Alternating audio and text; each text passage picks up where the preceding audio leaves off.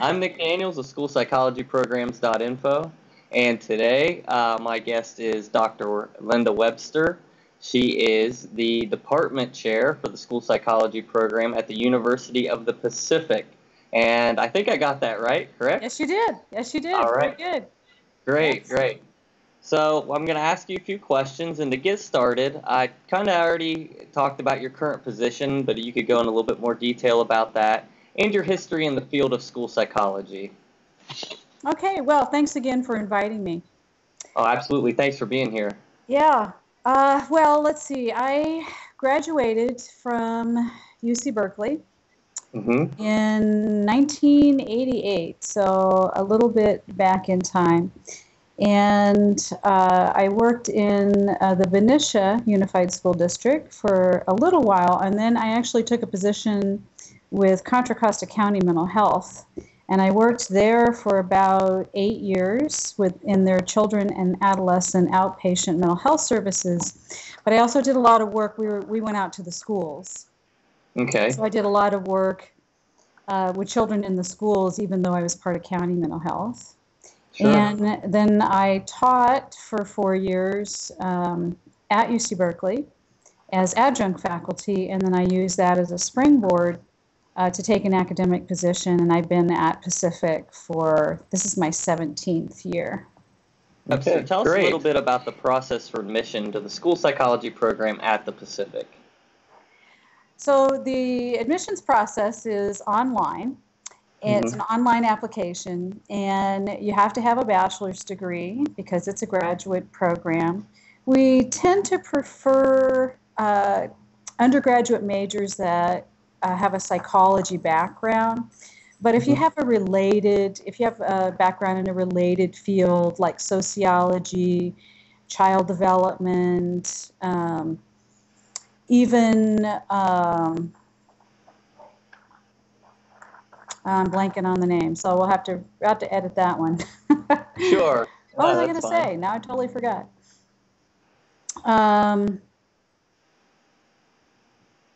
Teaching, that's what I was going to say.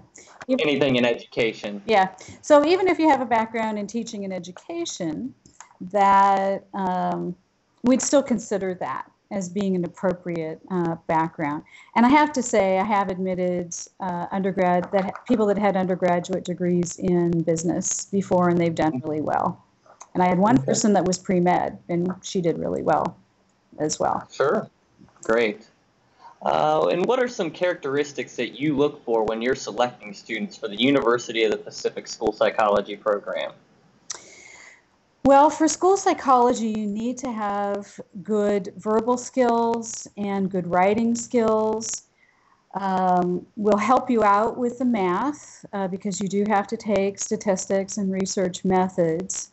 But we actually have very good instructors for that, and we'll help you with that part. I know a lot of times people that go into the field might be a little scared about the mathematics. We'll help you with that. But I have to say, one of the very most important things is having strong interpersonal skills. Absolutely. And if you work well with others, if you're able to demonstrate some flexibility in your thinking, if you're able to manage conflict well, if you can take constructive criticism well, and you take personal responsibility for your learning and your progress, then you're going to do well in our program. Yeah, absolutely. Yeah, kind of feeding off that, I had the last interview I did, I asked, what, in your opinion, is an average day for a school psychologist? And we both came to the conclusion, well, there is no average day because you have to have that flexibility because you never know what might come up. So, and that's a great point that you brought up there. So in your opinion, how do you feel the University of the Pacific School Psychology program differs from other school psychology programs that are available? Well, I think a key difference for us is that we really focus heavily on applied developmental principles. We really want students to have a very good foundation in development and understanding normal development as well as abnormal development. In addition, we're going to teach you all the basic skills, including assessment. You're also going to get a very strong background in counseling and individual and group counseling interventions, and also response to intervention and curriculum-based assessment. You're going to get all those skills, but you also have to be able to have a very strong theoretical underpinning, because you can't know the answer to everything all the time. You're always going to be presented with something new and challenging. I even do to this day. There's things that I get presented with that I haven't seen before.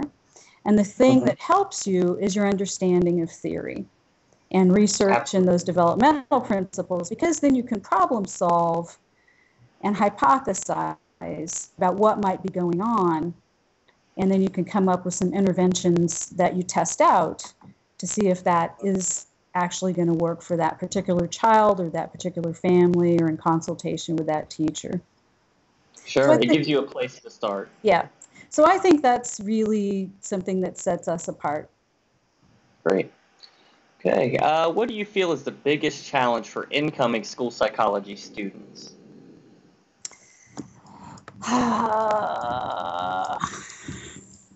Probably learning how to manage a big workload. Sure. And I think that the education, of getting your degree really kind of prepares you for what it's like. My first and second year students will talk about really being busy, and I just keep telling them, wait till you're on internship and then tell me what it's like. So this is busy. Wait till you really, start having to pull everything together. So I actually think that's the biggest challenge, is having to integrate a number of different skills with knowledge and manage to pull that off within your own style of interacting with others. Okay. In your opinion, why do you feel like someone should pursue a career in school psychology? Well, because there's a big need for it. Yes. There's, for a long time, for a number of years, I think it's over 20 years, we've had a market need, and there's been a shortage. There's not enough psychologists, school psychologists that are trained to work in schools, available to work in all the positions that are that are actually open. And if you're going to be doing anything in terms of prevention, children are where it's at, and there's just a great need for that, rather than waiting and trying to mop up messes as adults.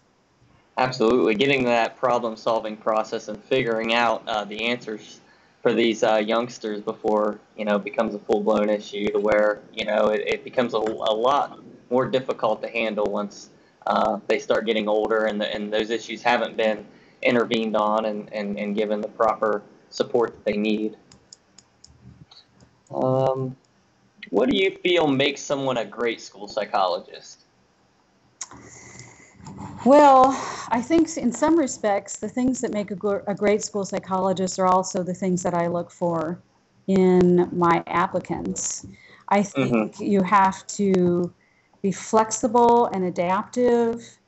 You have to be calm.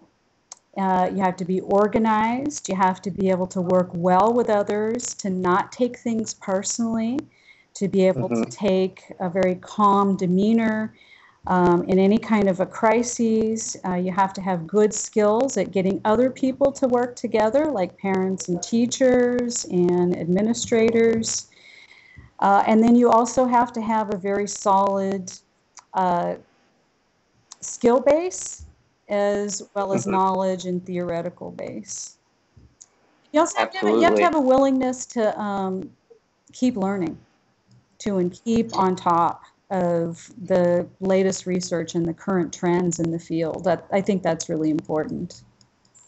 Yeah, I totally agree with that because, I'm not that far from having graduated from a school psychology program myself, but, it's changing all the time. And it's still, I think a field that's kind of in its infancy. And so you see big changes occurring more frequently in those types of fields. Last question. How do you see the field of school psychology changing in the next 10 years?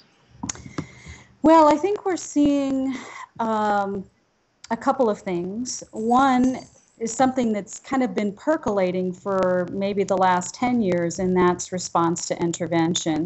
We're really seeing Hmm. school psychologists involved at a much broader level, trying to impact more students versus just those that are in special education, really infusing school psychology at a regular education level. And I know there's been a push towards that for a long time.